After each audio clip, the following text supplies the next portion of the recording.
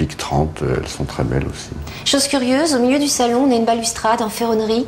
Pourquoi ce matériau? On a mis cette balustrade pour créer une zone de passage un petit peu, donc distinguer la partie salon plus fermée, plus cosy, de la partie passage qui permet d'aller au jardin, qui permet de traverser du petit au grand salon.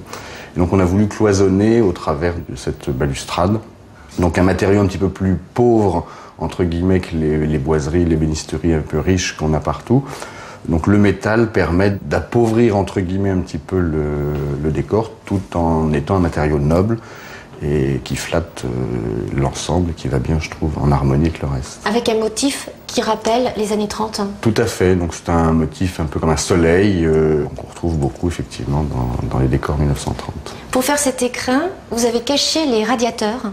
C'est souvent disgracieux, on ne sait pas comment les cacher, vous avez trouvé une idée. On a donc pris le parti de créer 2 vitrines, il y avait des belles statues à présenter. Donc en partie basse, pour dissimuler les radiateurs, on a habillé avec un plaquage d'ébénisterie fine, donc c'est de l'érable moucheté, et en partie haute, des vitrines en verre gravé qui sont rétroéclairées.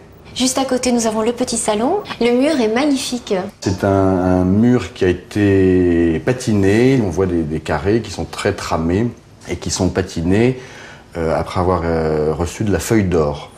Donc on a plusieurs teintes de jus successifs qui donnent cette teinte toute particulière et cette matière toute particulière. On a